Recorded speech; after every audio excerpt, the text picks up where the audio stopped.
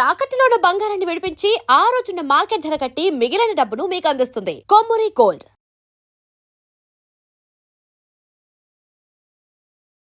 నమస్తే, మీరు చూస్తున్నారు వి మీడియా. నేను మీ యాంకర్ ఎక్క.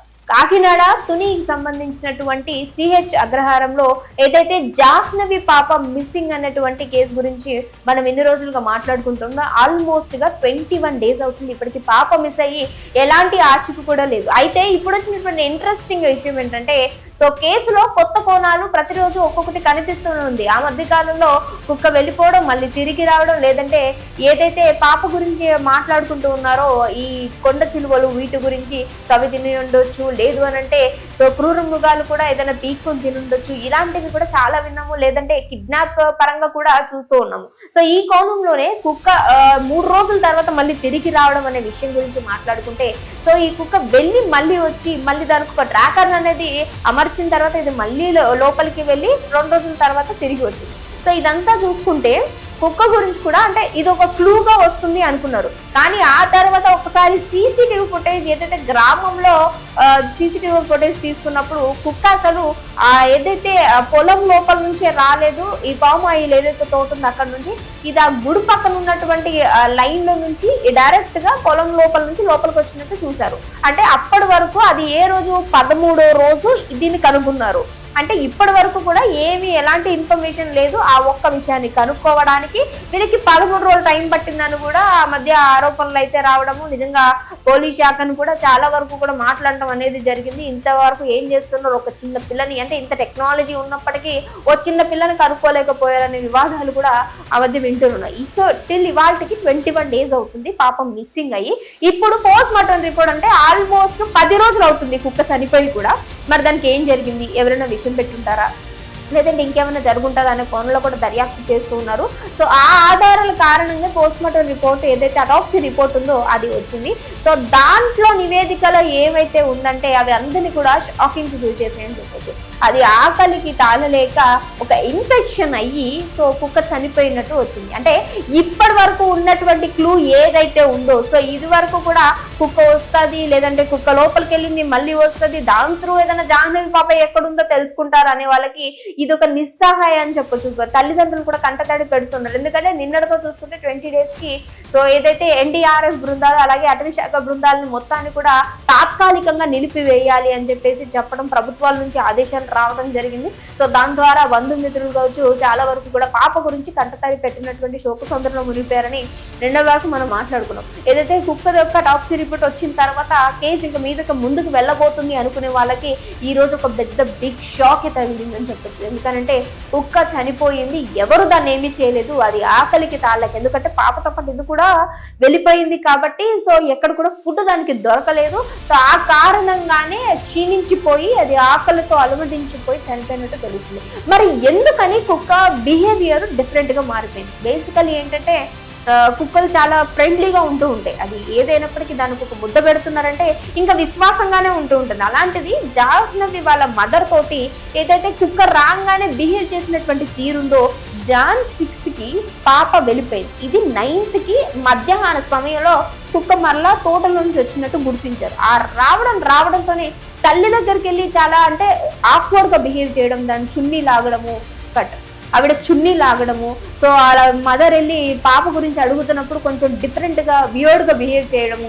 సో తద్వారా ఏదో అయ్యింది, దానికి ఏదో తెలుస్తుంది, దానికి మాటలు రావు, మాట్లాడే స్థితి లేదు, చెప్పలేదు, చూపించలేదు, కాబట్టి ఏదో చెప్పాలనుకుంటుంది అనేది కూడా తెలిసింది. అయితే జాహ్నవి గురించి చూసుకుంటే ఇప్పటి వరకు కూడా ఎలాంటి ఇన్ఫర్మేషన్ లేదు. ఉన్నటువంటి ఒక్క క్లూ, ఒక్క ఆధారం కూడా మొత్తం కొలాప్స్ అయిపోయినట్టు తెలుస్తుంది. అంటే ఇక మీదట పాప దొరకదా, అసలు పాపకి ఏమై ఉండొచ్చు అనే తరహాలో నిజంగా యావత్ 2 తెలుగు రాష్ట్రాలు కూడా చూస్తున్నటువంటి క్రమంలో ఇక పాప ఆచూకీ దొరకదు అన్నట్టుగానే ఆల్మోస్ట్ 90% తేలిపోయింది. కానీ ఇంకొక గుడ్ న్యూస్ అని ఎందుకు అంటున్నానంటే పాపకు మాత్రం ఎలాంటి అపాయం జరగలేదు. పాప చనిపోవడం కావచ్చు, లేదంటే పాపని ఇంకెవరైనా ఎలాంటి అఘాయిత్యాలు పాలిట ఇవన్నీ ఏమి జరగలేదు. ఎందుకంటే అలాంటి ఆచూకీలు ఎక్కడ దొరకలేదు. ఎందుకనంటే డాగ్ స్క్వాడ్ కూడా లోపలికి వెళ్ళడం, సో అది మొత్తం కూడా పాప యొక్క ఆచూకీ కోసం వెతకడం, ఎక్కడ దొరకలేదంటే పాపకి ఏం జరగలేదు అనేది ఒక కోణంలో ఆలోచించుకోవచ్చు.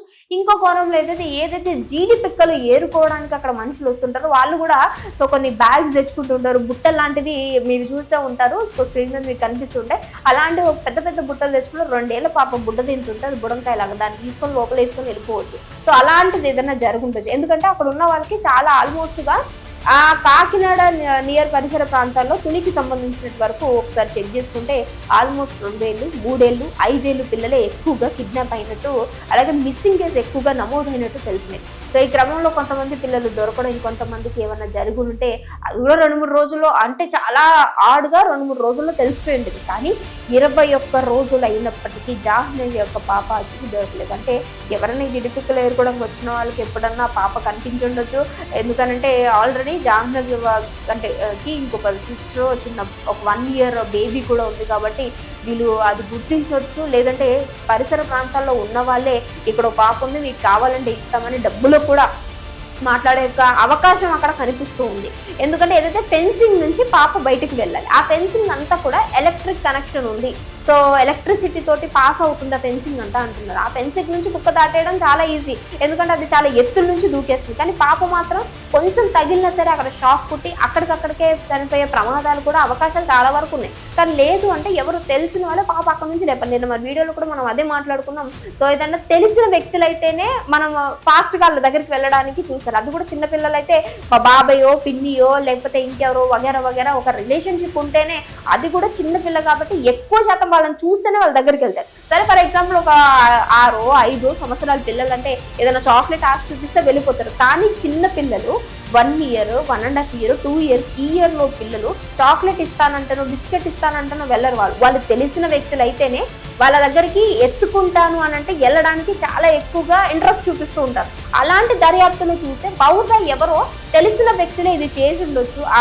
ఎవరైతే జీడిపిక్కలు ఏరుకునే వాళ్ళు ఉంటారో వాళ్ళకి ఇచ్చి ఉండొచ్చు. ఎందుకంటే వాళ్ళకి పిల్లలు లేకపోతే ఇలాంటి ఆస్కారం ఉంది. ఒకవేళ అదే క్రమంలో పాప సేఫ్గా ఉంటే నిజంగా కొంచెం హ్యాపీ, ఎందుకంటే తల్లిదండ్రుల దగ్గర లేకపోయినా ఉంది పాప అని ఒక హ్యాపీ ఉంటుంది. కానీ అసలు ఏం జరిగింది, అసలు ఉందా లేదా, అసలు ఏం జరిగింది అని ఒక ఇదంతా మిస్టరీ చూస్తుంటే ఆ తల్లిదండ్రులకు జీవితకాలం ఒక నరకమే ఉంటుంది. అంటే పాప ఉండేది అనే ఒక ఊహలో వాళ్ళు బ్రతకాలంటే నిజంగా ఇప్పటికే తల్లి పరిస్థితి చూసుకుంటే చాలా మెంటల్ కండిషన్లో కొంచెం డౌన్ అయిపోతూ వస్తున్నారు. ఎందుకనంటే 2 ఏళ్ళు పెంచినటువంటి పాప కని పెంచి ఈరోజు ఆ పాప లేదు, అది కూడా అసలు సరే లేదు అనుకుంటే సంవత్సరం ఏడుస్తారా, నెల లేదు అంటే పాప గుర్తొచ్చినప్పుడు ఈ క్రమంలో ఏడ్చుకుంటూ ఉంటారు. కానీ అసలు లేదు, దొరకదు, అసలు ఉందో లేదో తెలీదు అనే ఒక మైండ్ ఆఫ్ స్టేటస్లో వాళ్ళు ఉండాలి అంటే కూడా చాలా కష్టంగా ఉంటుంది. అదే క్రమంలో ఈరోజు ఉన్నటువంటి ఏకైక ఒక ఏదైతే పోస్ట్ మార్టం రిపోర్ట్ డాగ్ ఉందో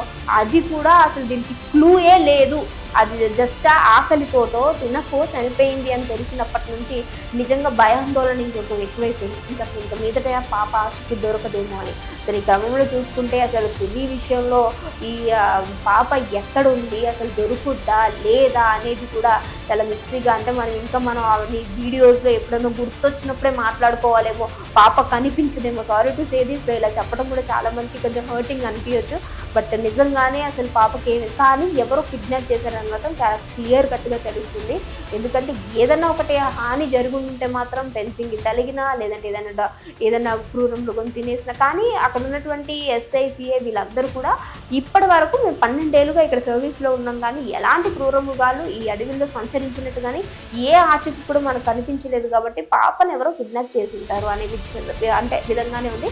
ఇంకోటి ఏంటంటే ఆ సరౌండింగ్స్లో ఆ రోజు ఏదైతే June 6కి పాప మిస్ అయిపోయిందో ఆఫ్టర్నూన్ నుంచి ఆ డే లేదంటే దానికి ముందు రోజు కావచ్చు, తర్వాత కావచ్చు, పాప యొక్క ఆచూకీ కనిపించట్లేదు అని తెలిసిన దగ్గర నుంచి ఎవరి ఫోన్లు అయితే అక్కడ ఎక్కువగా యాక్టివ్లో ఉన్నాయో వాళ్ళెవరితో మాట్లాడారో ఈ కాల్ డేటా అంతా కూడా చూసే ఆస్కారం ఉంది. సో ఇదే క్రమంలో దర్యాప్తు జరుగుతుంది. అంటే మొత్తానికైతే తాత్కాలికంగా బృందాలను ఏదైతే ఈ అటవీ ప్రాంతంలో మొత్తం కూడా వెళ్ళి సర్చింగ్ ఆపరేషన్ స్టార్ట్ చేశారు, దాన్ని మాత్రమే తాత్కాలికంగా ఆపారు.